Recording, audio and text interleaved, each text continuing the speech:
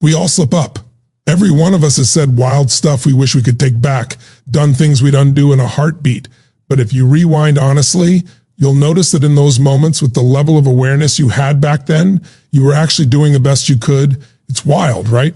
We stand here with today's wisdom, today's clarity, and then judge our old self like they were supposed to know everything we know now.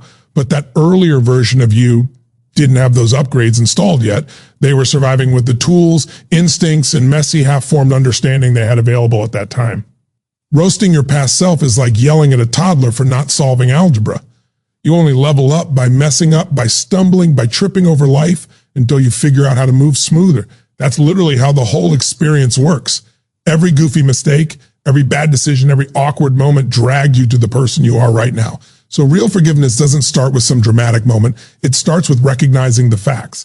You are always trying, even when trying looks sloppy, confused, or chaotic. Seeing that softens you. And that softness is where forgiveness begins. Forgiving yourself isn't about erasing the past or pretending it didn't happen. It's about recognizing what it actually was. A hands-on experiment in being human.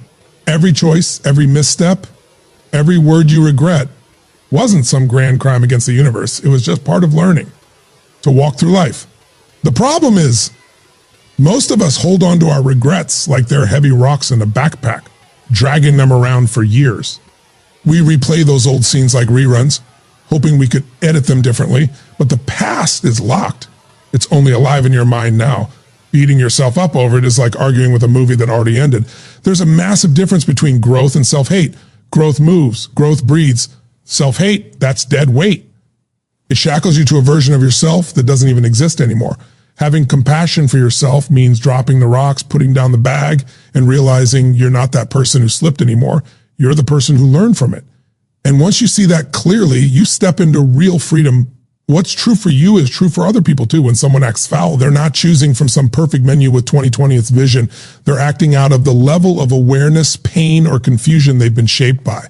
If someone comes at you with venom, it's because venom's been growing inside them. They learned it somewhere. From their childhood, from heartbreaks, from scars you'll never see. So going straight into judgment mode forgets the fact that they're already trapped in their own suffering. Someone who lashes out isn't free. They're powered by hurt, fear, or confusion. Meeting that with more judgment just piles weight on top of what's already crushing them. But that doesn't mean you tolerate everything or hand out free passes. It means you start seeing the human behind the behavior, the wounded kid behind the anger, the pain behind the mask. And when you see that, even if you walk away, you don't carry hatred with you. That's how you start forgiving the world. Judgment is easy. Judgment is cheap and fast, and it makes you feel superior for like 2 seconds. That's why most people do it. It costs nothing. But understanding someone, imagining their inner world, that takes real effort. And that's where the highest kind of intelligence shows up. Not the solve equations type, but the intelligence of empathy. The ability to see yourself in others and others in yourself. To realize their anger mirrors your old anger. Their confusion mirrors the confusion you once lived in. That's deep strength. Anyone can clap back. Anyone can criticize. But looking someone in the eyes and recognizing the suffering underneath their behavior, that's rare wisdom. When you see people like that, forgiveness stops being a chore. It just happens naturally. You realize there was never truly anything to forgive. Only pain to understand. Hurt people pass on hurt. Pain copies itself. Someone wounded as a kid might grow up and wound others without even realizing it. Someone snaps at you, before you know it, you carry that energy into someone else's day. And the cycle runs for generations if nobody wakes up. If we don't forgive, we become what damaged us. The world stays trapped in this endless loop of resentment and revenge. Forgiveness breaks the loop. It's the moment you decide you're not passing the poison along, not because they deserve it, but because you're done carrying it. Forgiveness becomes about healing you, not clearing them. It's where you reclaim your freedom from the endless echo of pain. Often forgiveness isn't loud or dramatic. It happens quietly in your own chest. You can forgive someone and still keep your distance. That's totally valid.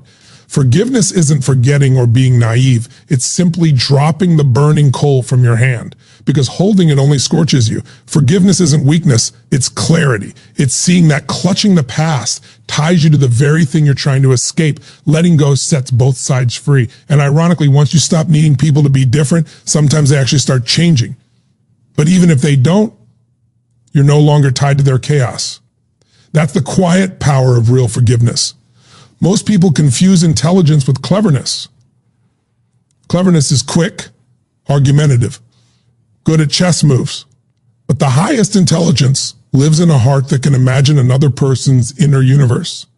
Empathy means stepping into someone else's shoes, tasting their life from their perspective. That requires an awareness deeper than logic. Logic says right or wrong. Empathy asks what pain created this? Not to excuse anything, just to see the whole picture clearly. Nobody chooses bitterness or cruelty out of nowhere. People arrive there because of long chains of causes. Influence is stretching back years. Seeing that is real wisdom. It dissolves judgment, not because judgment is bad, but because it becomes pointless once you see the roots. You can't hate the link when you understand the chain. You can only understand. At its deepest level, forgiveness isn't even a moral act. It's a realization that separation is an illusion. When you look clearly, you see the one who hurt, who isn't actually separate from you. Their suffering is your suffering wearing a different outfit. Their blindness is another angle of the same life that breathes through you. To hate them is to hate a part of yourself. It's like your hand blaming your finger for messing up, forgetting they're one body. The bitterness in someone else isn't outside of life. It's life struggling with itself. That's why every great teacher preached forgiveness, not because it's virtuous, but because it's natural once you see unity. When you realize everyone is stumbling toward awareness, just like you, compassion starts flowing on its own. You forgive because you understand there's no real other to hate. So how can you keep condemning a world that isn't separate from you? How can you keep punishing yourself when the version of you who messed up is long gone? You've been growing through your mistakes, just like everyone else is growing through theirs. And when you stop demanding perfection from yourself and others, something beautiful appears in the middle of the mess. Forgiveness becomes simply letting life be life, falling and rising, breaking and healing. It doesn't rewrite the past. It just releases its grip. And in that release, you find a peace deeper than the weight you were carrying. So forgive yourself, forgive the world, not because it's glamorous, but because it's the only way life keeps moving forward.